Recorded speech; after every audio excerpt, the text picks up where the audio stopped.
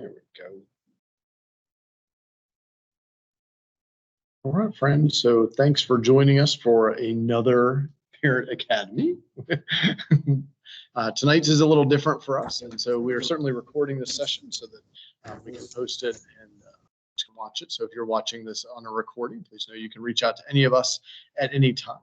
My name is Michael Elder, and we'll have other folks be introducing themselves as we go here tonight.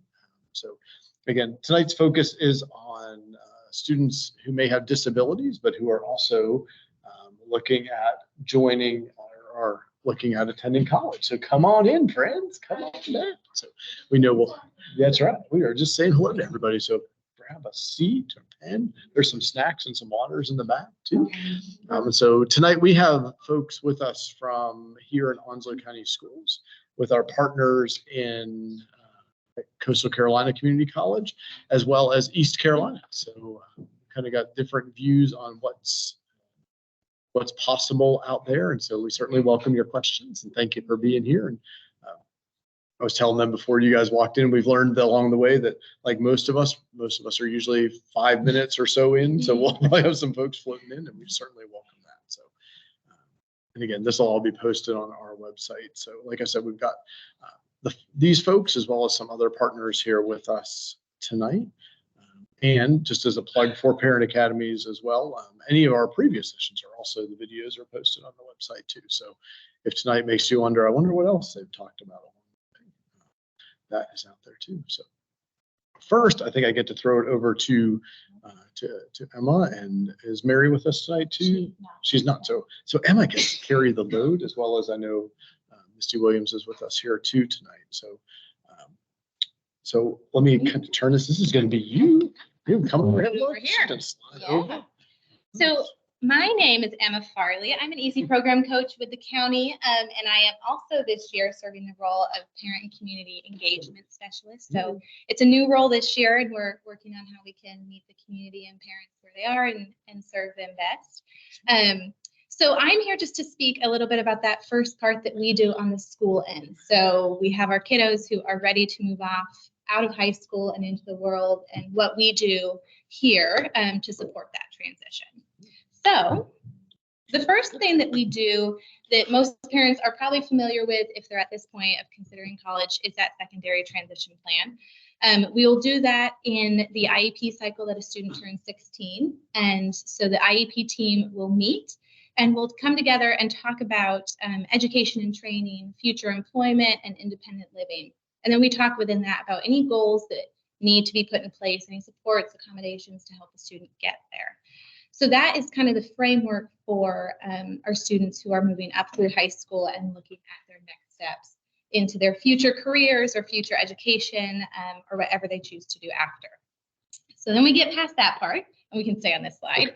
And we are at what we would call in the school system our exit meeting, or that last IEP meeting that we're going to have with Onslow County to look at that IEP and the transitions and talk about what your student needs as they move forward. So we meet one last time and we come together, and the biggest piece of this, I think, is to look at the growth and progress that your students have made. And they have been in the school system for a long time. Most of our kiddos have had IEPs for several years, if not more. And we really want to highlight all the growth and progress they've made to get to where they are to be ready to move on to that next step, which is nerve-wracking, I think, for most parents and for students to think about moving on.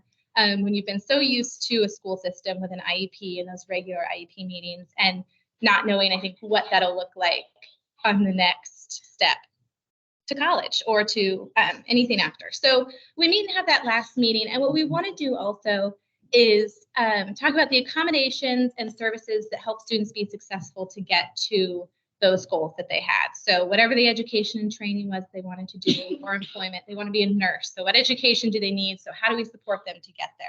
Working backwards. And then what did the school provide? What did teachers provide, parents, or the students themselves that really helped them get to that point? And then what do we think that they need to carry over into that secondary education space to help them be successful? An important piece of this too is going to be our students. Most students, I'd hope by this point, are attending their own IEP meetings and giving that input. If they're not yet, that would be a really big piece to make sure your student is there. Because as they move on into the world, they're going to have to start advocating for themselves. And I'm sure our guests will talk a little bit about how that works with your student going into college and how you as a parent can support that and what your involvement looks like. But it does change. It changes from high school to college and what you're able to do. And so our students are growing up and being expected to do that themselves, and that can be stressful, but that's what we want them to do. We wanted them to take from this meeting a plan to present to their colleges or to their places of employment or wherever they go, to show what worked for them, what they would like to continue to have in their plans to support them as they move forward. So it's an exciting meeting, and I like these meetings because I think for the most part we're really just celebrating everything that they've accomplished, and then really helping them be advocates for themselves in a familiar setting. Really encouraging them to speak up for themselves here in a place where you know these people who have supported you, because that's what they're going to have to do as they move forward. And then they get to take that to our community partners in schools and advocate for what they need, and that's really exciting. So you say it's probably both a nerve-wracking time and a exciting time, right? Yes, like as far as I can imagine. Yes. Yes. Changes. So that's where we are with the school, and then they get to go off to our other partners and be successful, and it's really exciting. We'll definitely have some time at the end when we can ask any questions and go through that. But if things come up along the way, please feel free to mention those as well. The transition. And again, you've got the team here, right? Like you've got your IEP team. They're still meeting with you. They're going to develop that plan for you. But at some point, we move on to the next step, right? And so our next step here, we're going to kind of transition into our partners from Coastal Carolina. So we have, I think, Diamond Outlaw is online with us, as well as Heather Callahan.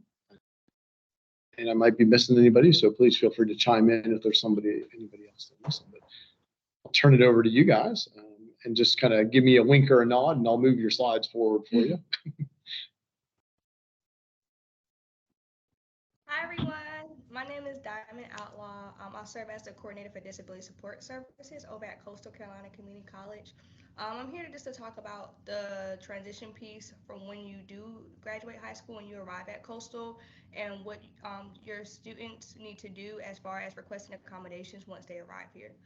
This is my card. This QR code, actually, if you scan it with your camera, it will take you directly to the Coastal Carolina website, to the Disability Support Service page. And I also have the website linked at the bottom as well. Okay, so let's get started.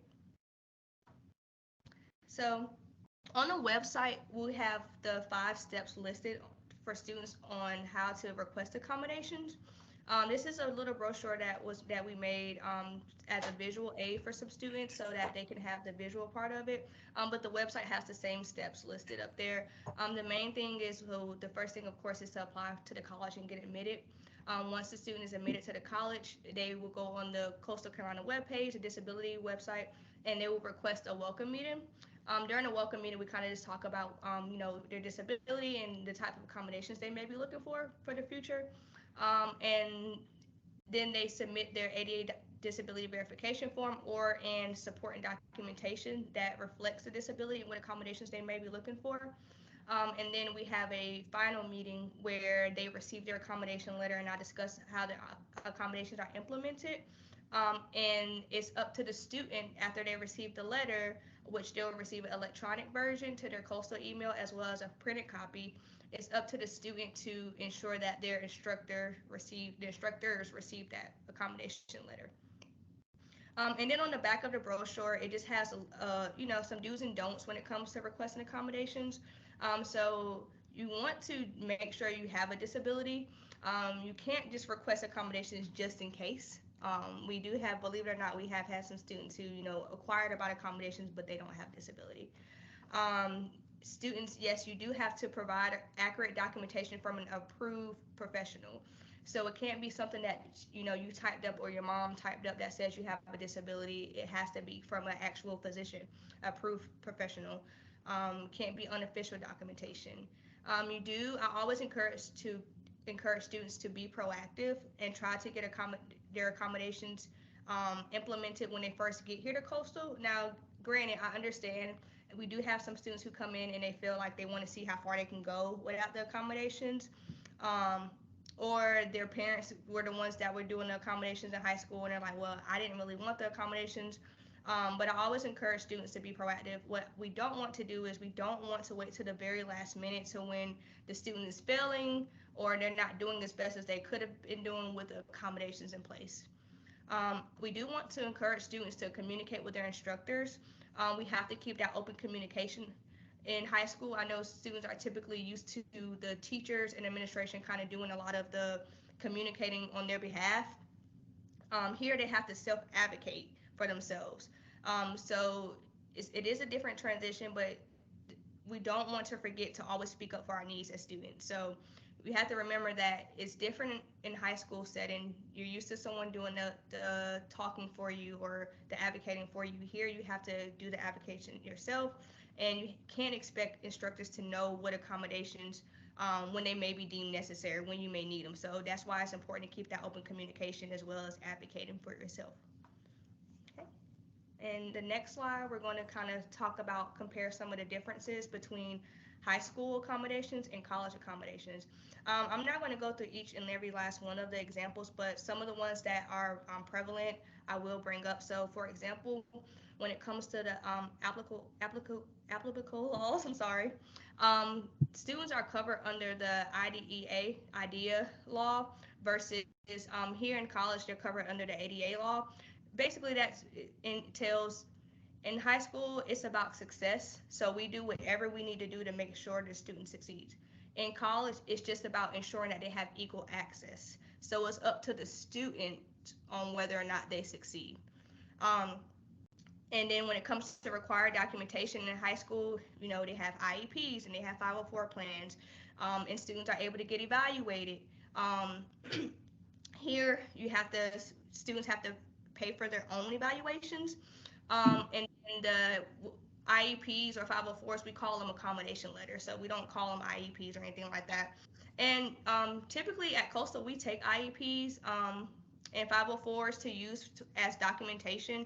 But if there are disabilities that's not listed in the IEP, then we will need further documentation. We can't use the IEP as one basis for all disabilities. We're only going back by what the IEP says the disability is or what the accommodations are needed. As far as self-advocacy, we kind of hit on that a little bit. It's up to the student. I know you're kind of used to the student identifying to the school, and the school, having the administration, the teachers, and the parents kind of support and self-advocate for the student. Here, the student must come and identify to me that they want accommodations. So I'm not, finding Sue and I'm looking for Bill.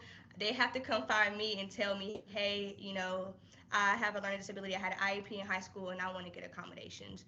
And then we'll go from there. And IEPs, this is another one, parents, IEPs do not get transferred over from Onslow County schools. I've had various parents who called during the middle of the semester and saying, hey, my son said his IEP, well, my son's teacher said that the IEP had been transferred to you guys. And I'm like, yeah, we don't have it, It's up to the students to be the one to bring the IEP or the documentation and request those accommodations themselves. Let's see. And, yep. So when it comes to communication with your instructors, I know typically in high school students are kind of used to the teachers kind of being the ones to take that initiative and let them know, hey, well, this student needs this student needs this. You have to advocate for yourself when it comes to your needs. And the professors expect you to initiate that contact if you need assistance. So even though in high school you might have an IEP that says all these things, here the professor is expecting you to initiate that communication, let them know when you need those accommodations. And then when it comes to the parental role, once the student gets to the college level, parents do not have access to the student records without the student's written consent. So I know it's easy in high school for a parent to just be able to call and say, hey, I need to know about Jimmy's accommodations. We need to change his accommodations. It does not work like that at the college level. The student has to have a written consent, which we call a FERPA, on file that gives permission for the parent to have access to that information. And when it comes to the instruction part of it, I know some students are used to being able to have modified curriculum, or modified testing, or alternative assignments. At the college level, we do not do modified curriculum or altered assignments. We do have accommodations in place, however, such as the extra time on test, or extra time on assignments, depending on what the disability is. So we do have like the how in place, but we don't have when it comes to the modified and alternative things. And then as far as the student responsibilities, it's up to the student to seek out help when it comes to tutoring or any type of extra support or resources. Of course, as a coordinator, I will be the one to kind of build that bridge and refer students to different resources that we do have. But tutoring is one of those things that do not fall under the accommodation umbrella. So you'll receive this handout from Princessa, but I just wanted to emphasize some of the important things up here that some parents or some students might have didn't know before applying at Coastal. And if you guys have any further questions about the differences or anything like that, or if you need access to this documentation, feel free to shoot me an email. And I would like to piggyback on Diamond if I have an opportunity. 100%. Please. Dr. Elder, are you telling me to shut up? No, I want you to share all the things. I'm going to share all the things. Because there are so many differences in programs after high school, of course, there are a lot of different types of accommodations. So Diamond works not only with students who are interested in going into English or education or business or whatnot, she's also working with our students who are in our continuing education department, to include students who are interested in completing a high school diploma, to students who are doing CNA, to doing phlebotomy, to doing lineman training. So she is that contact person for any student who's requesting accommodations. Another thing that it's not specifically difficult for people to understand, it's just a different way of thinking, is that there is not a difference between someone who's receiving something, a 504 related accommodation versus an IEP related accommodation. We have students who say, well, I need to have a letter saying that I can get up and go to the bathroom. You know, again, in college, most classes, you're allowed to get up when you need to get up. You're allowed to bring water into classes, do different things like that. But we always suggest that students who have any kind of questions like that, anything that they may have received in high school, we tell them to go in and verify with Diamond so that she can discuss that with them. There may not be a need for a letter, or there might be a letter, they only want to provide that letter to their math instructor and they don't need to provide it to their communication instructor because their accommodations aren't relevant to every class they may be taking.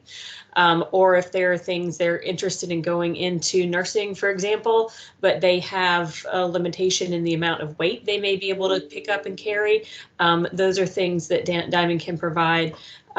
These are the expectations of the program, and see if how we can work with any kind of limitation that may be available, and again, provide that access. So whether a student's interested in earning a degree or doing something through continuing education, finishing high school, we encourage them to speak with Diamond because she will go over everything that they need to know. If there's other documentation, she will help them find out where they can get that documentation. And this isn't just for 18-year-olds. These are also for our adult students. And she also works with our CCP students. So anyone who is taking a class at Coastal or with Coastal while they're in high school, although there are some little differences that come in there that we would work with them individually. Early college students, they all work with Diamond. So the worst thing to do is not ask, because Diamond will go over everything. And again, even though the emphasis is on access, we're hoping that with the access we get the success, but it requires communication and it requires a lot of advocacy, so that students know what they're speaking up for. all great points. And I wanted to say too, I know that Coastal has an awful lot, even though you were mentioning like tutoring, for example, isn't a service under this, that Coastal has a whole success center that provides those services regardless of if you had a disability or not. So there are those supports, or many of those supports available too. So, thank you to you guys for pulling all that information together and sharing all that. And if there are questions or things that come up as we move along, glad to do those. Thank you to our crew in the room who's handing out things so people have it in front of them as well. Let me flip over here. Nancy Osherman, did I say that correct, Nancy? Usherman. Usherman, there you go. So thank you for joining us from ECU. It's good to have kind of the community college perspective and now a university perspective on accessibility. So welcome to our Parent Academy team. We may not ever let you escape now, just so you know. Well, thank you for inviting me and including ECU in this. This is such an important meeting. It's so important that both parents and students understand that transition process. And Heather and Diamond, thank you both for what you've already added here. I might steal some of your information on that chart you had there. I really liked that. No need to reinvent the wheel. So a lot of what they already shared is pretty much industry standard when you're looking at going to higher education, whether it be a community college or a university setting. A lot of the procedure is going to be very similar. A lot of the accommodations that will be provided will be similar. If we could go to the next slide, please. And you can go ahead and hit all those so that they'll go ahead and show up. So we have a very similar registration process to what Diamond explained at Coastal. So students, when they're accepted to the university, we encourage them to go ahead and submit their request for accommodations on our website. And we have an online registration form, and it asks you to provide the supporting documentation when you fill out that request for accommodations. Also, as Diamond had alluded to at Coastal, we will look at an IEP, a 504 plan. Sometimes they have everything that we need, especially if they have functional limitations embedded within them. If there was a psychoeducational evaluation that was done to determine the student's eligibility for services, sometimes they have that embedded in the IEP. If not, we may ask you to check with the school and see if you can get a copy of that. Also, if your student is a junior or senior and they haven't had a psychoeducational evaluation in some time, and you can get that done through the school, we would encourage you to go ahead and do that if possible, for multiple reasons. Number one, it helps us to know what their current level of functioning is. It also helps the student to understand what their current level of functioning is in areas that they may have improved in, or areas that they may be compensating well in, or areas that they're still struggling with. So if you are able to get a psychoeducational evaluation before you leave high school, I think it benefits you. And it's also great for us to have that on file so that we know better how to serve the student. So once we have those two items, the request for accommodations and the supporting documentation, then our staff gets together as a team and we review the request for accommodations and the documentation to make sure that what the student is asking for in the way of accommodations is supported by that documentation. If it is, then we determine what are the most reasonable accommodations based on that documentation and request, and then we inform the student to schedule an accommodation meeting with one of our staff. During that accommodation meeting, we engage in the interactive process with the student. Now, we encourage parents, have your student fill out the request for accommodations, and you can sit with them and be involved in that, but we encourage you to have them do it. As Diamond also alluded to before, sometimes it may be a parent submitting stuff. And when we reach out to the student's like, I don't even know what this is about. I didn't apply or I didn't request that, so we want the student to be the leader and taking the lead role in that request for accommodations. And so when we have that accommodation meeting with the student, if the student wants their parent involved, you are more than welcome to attend that meeting. And we're happy to talk with both the student and the parent at that meeting. But as was alluded to already, you have to have a signed consent from your student at ECU. It's called our Buckley form, which is the FERPA form, in order to get any kind of information released about your student's academic progress. So during that accommodation meeting, and we can do that either virtually or face-to-face. So if a student applies in the fall, they're accepted, and they want to meet with us late spring or early summer to find out what accommodations they may be approved for in the fall. And if they're checking around different universities to see, where they want to go, sometimes the accommodations that the university is going to be able to provide, or the resources that they have available, may be the determining factor for where they're going to go. And we understand that sometimes people are shopping for the right fit. And so we will do a virtual accommodation meeting with the student and their parent to go over those accommodations. And when I said engage in that interactive process, so on paper, it may not necessarily tell your whole story. So when we meet with the student and talk with them, we may find out additional information, and we may add accommodations that just on paper we didn't notice were a need, or it wasn't mentioned that was a need. So that's where we like to talk with the student to determine their individualized accommodation needs and what we need to put in place for them. You can skip to the next slide.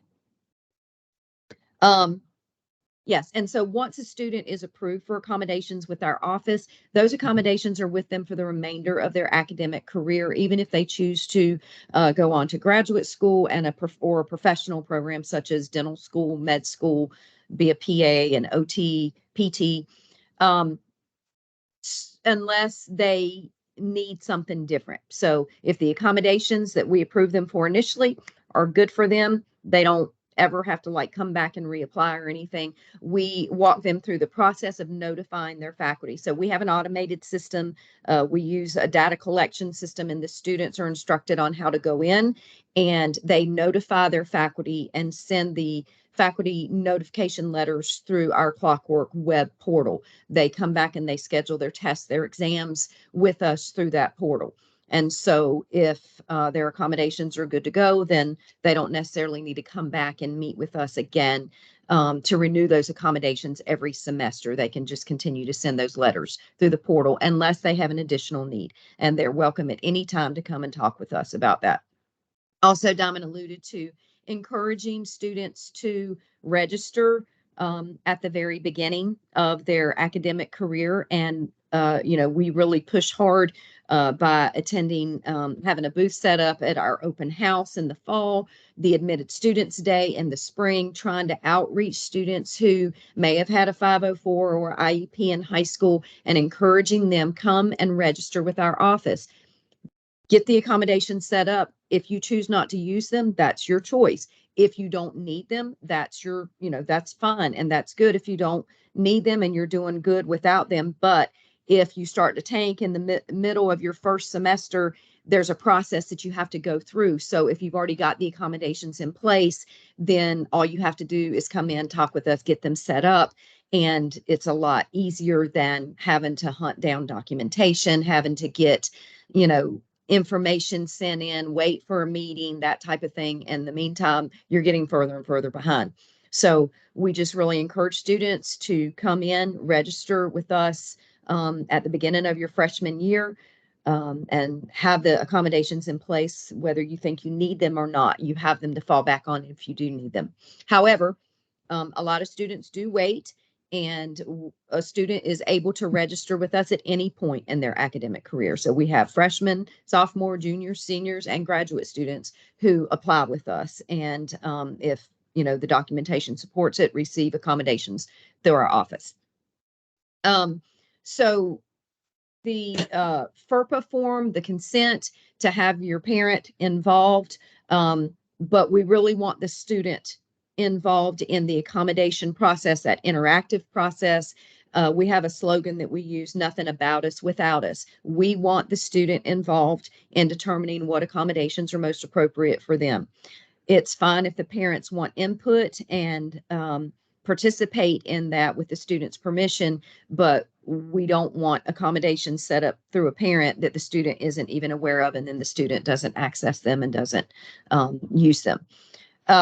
Also, just, something we always like to emphasize with students is that registering with our office is a confidential process. So no one is going to be notified except that you notify through your faculty accommodation letters. And our faculty accommodation letters are generic in that they state that the student is registered with our office and they've been approved for the following accommodations. It doesn't tell them what your disability is. It doesn't tell them what type of impairment you have.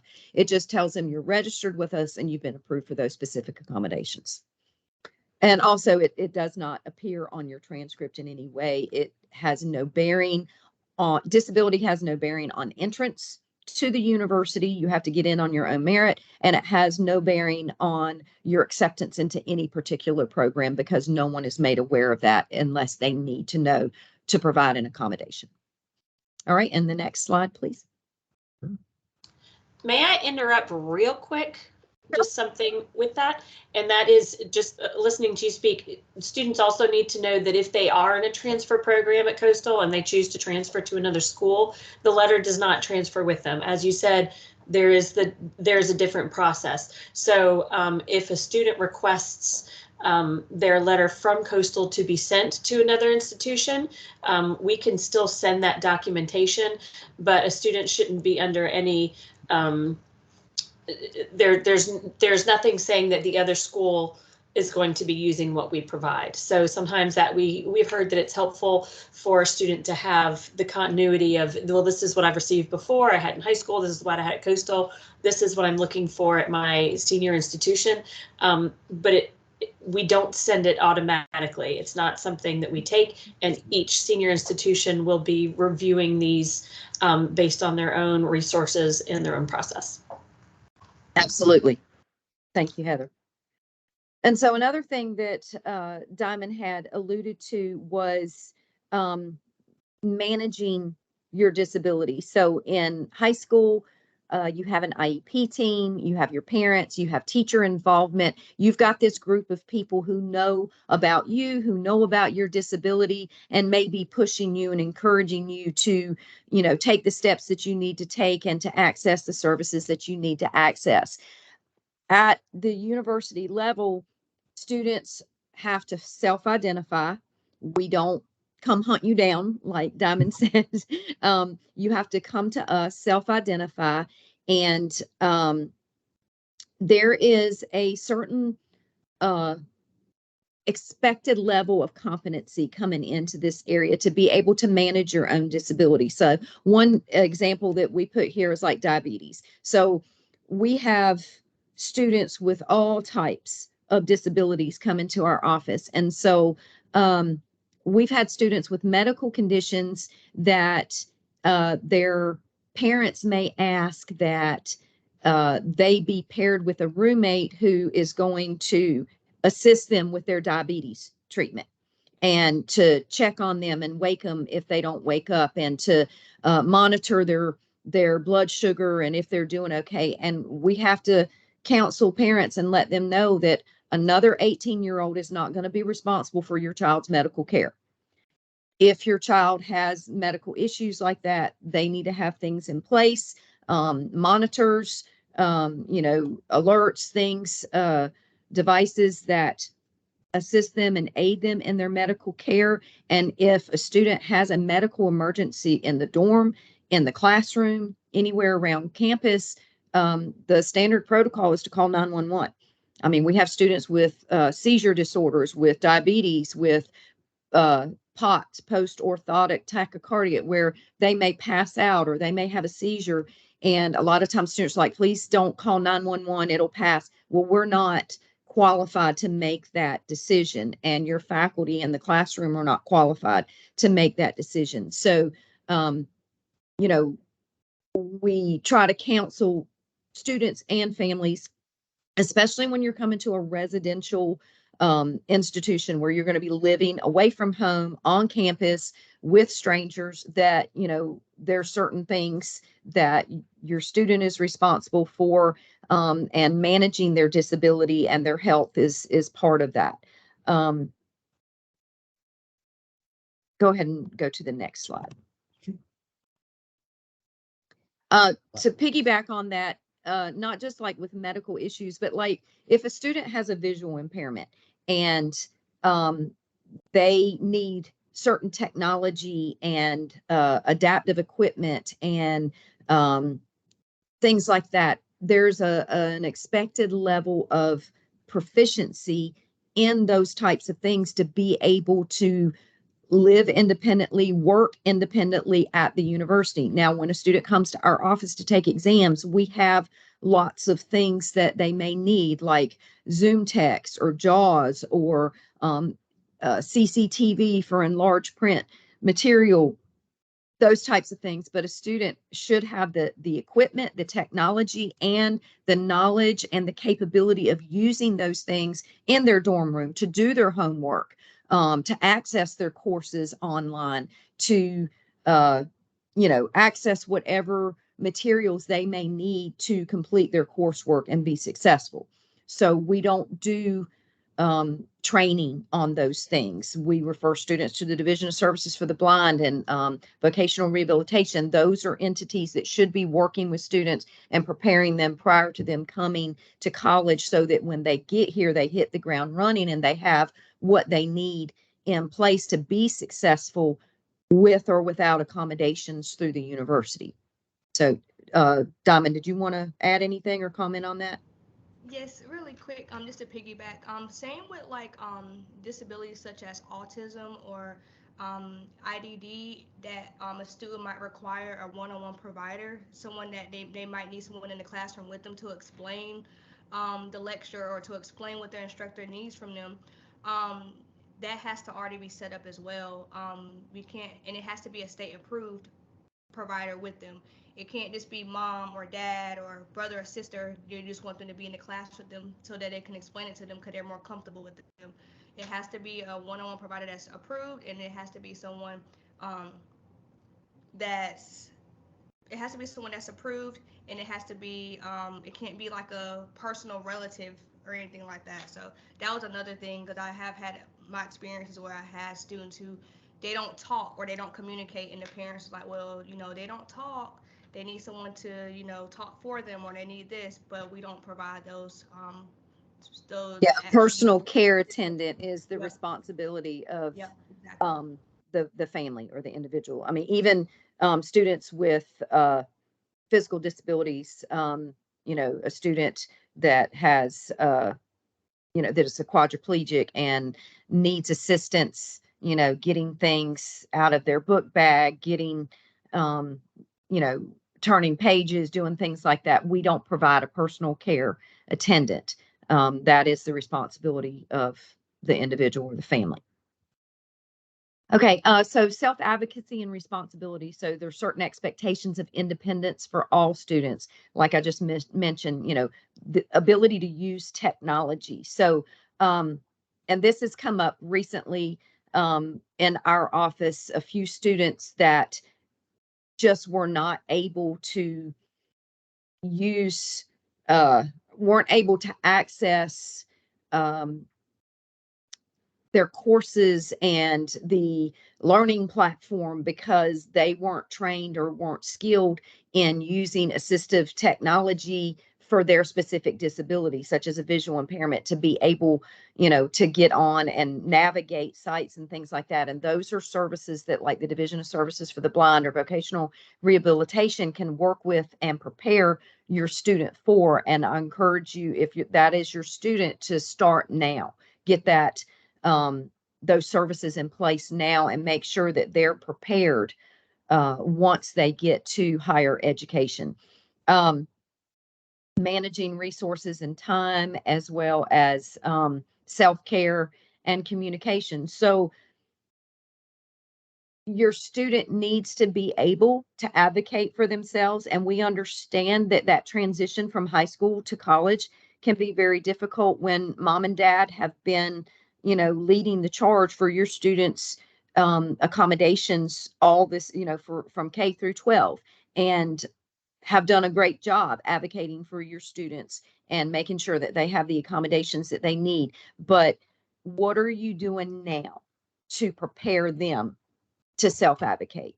So if you haven't started preparing them, we encourage you to start turning things over to them, as was mentioned, making sure they attend their IEP meetings. If they are a client of vocational rehabilitation or Division of Services for the Blind or a similar organization, that they start to take a lead role in setting up those meetings, talking with the case managers and advocating for their accommodations, and start to transition them to that. Because when you drop your student off at a university, hundreds of miles away, it's on them.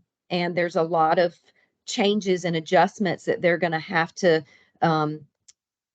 face and deal with. It's hard for all students. And then you add a disability on top of that, and it just, complicates things even more. So preparing your student as much as possible is going to benefit them more than anything. Next slide. I don't remember what's next.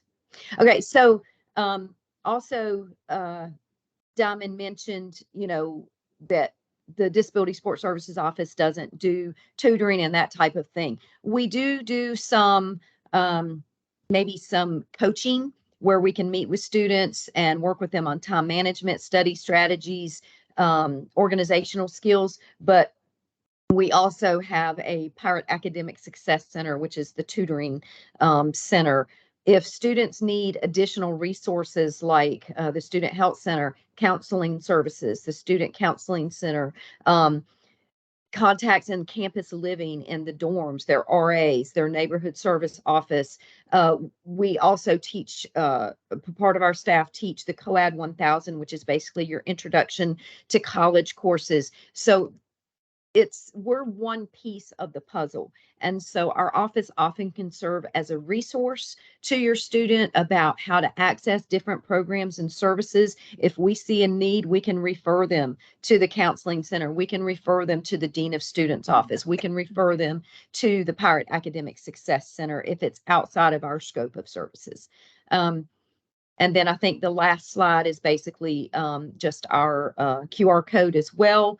If you have questions, feel free to contact us, give us a call, send us an email. We're happy to talk with parents, students. If you have questions about our institution in particular, or just general questions about transitioning from high school to college. Thank you so much. So lots of information. Sometimes having the information makes it also feel like a lot. Right? Yes. And that's okay.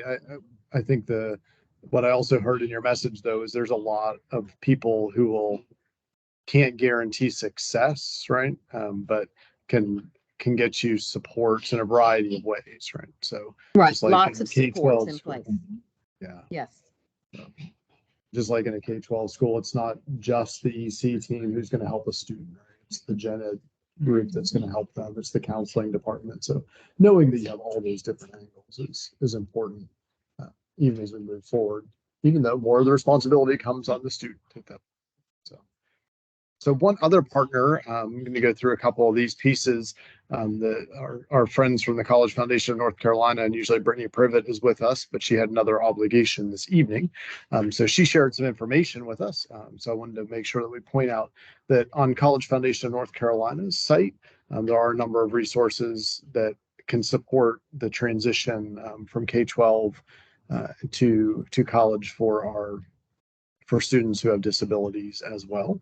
And so we're going to look at a couple of those screenshots here. Again, just a reminder that any student can have an account with CFNC. It's free, right? And so the College Foundation North Carolina is part of the state system, right? And so if we go onto the College Foundation of North Carolina's website, on the home screen itself, and I don't think you have to even log in to get to this part. Oh, there it's coming. Did it come up there now? Oh, it's lagging a little bit. We'll see. So hopefully our screens will catch up here with us. I'm not sure if that one's, I don't know. Is it changing on your screen? Okay, so it might just be our screen up here in the room. So, oh, there we go. Our screen in the room is disconnected for us. So we'll try to reconnect there while we have a second. So there, come on. Maybe you could walk your laptop over there so they can see it, if you don't mind. Oh, and we're back. Okay, so there you go. That would be great. Tag team efforts here, right? We'll make sure everybody is. So thank you for your patience as we get things reconnected here. So on the home screen of CFNC, there is a whole section for students with disabilities. And so sometimes it's nice to be able to step to somebody who's not necessarily with the organization that you're applying with and just kind of see what resources are out there. So if you click on that Students with Disabilities tab, you will see that then further breaks down to kind of knowing our rights as parents, the things that can happen before admissions, maybe some of the accommodations that can be requested. And I think I heard each of you guys sharing some of these things too. We didn't get into what the testing centers look like and those kind of things, but I know in my visits to the testing center recently at ECU, just seeing students just walking in, getting their and being almost a non-issue for those kids. So just walk into the building, get your, and have that room where they could take their exams and get their extended time, have their screen readers, all those kind of things, all there. Other than, so I think it's really key to what you said, just like we say in K-12, you need to use the accommodations throughout. We want to make sure that if a child needs a screen reader, they know how to use it in their dorm as well as when they go to take their tests. So here on CFNC's website, again, you got those rights. Some of the tips here, and again, I think we heard most of these things about being a self-advocate, knowing what different schools offer, looking for enrichments, finding out what are the other supports on the campus. But those are some of the things from our friends at the College Foundation of North Carolina. So with that, I just kind of use this as a plug for the things we have coming up. So for our families who are in the process of applying for college, this is FAFSA season, right? So this is FAFSA just opened and is kind of gradually picking up momentum. So next Thursday, we have a completion event over at Jacksonville High School. And then the next Thursday, we're going to do one at Swansboro High School. So if anybody's watching this or who's here is getting ready and just wants somebody to kind of walk through the process. I also know that our financial aid office over at Coastal Carolina is glad to take support regardless of whether you're going to Coastal or any other university. They are glad to sit down and help you through the process. We know some people's FAFSAs are pretty straightforward and easy, and other folks have some challenging home situations, and we certainly help people through all kinds of situations. So we don't ever want anybody to feel judged or different. We help people through all kinds of things. So those two sessions, again, that we have coming up, we'll be able to kind of join online for that first session. It'll be a little tricky. We can talk through questions if somebody joins online, but for privacy things, we can't always share information directly online. And then we have a few other sessions coming up. And so I won't read through all these, but through February through April, that's kind of our upcoming sessions for these parent academies. Again, if you want to see the schedule, that link on the screen will take you to the schedule. And as we add things to that, regardless of who's doing the sessions, they'll pop up on that schedule for you. And we just thank you for being with us here tonight and being online. We're going to go into some questions and discussion. I'm going to stop our recording just because I don't have anything before I stop the recording that our friends online want to add to the discussion, or anybody in the room that we didn't talk about. I see some no head shaking. So let me go ahead and stop our recording.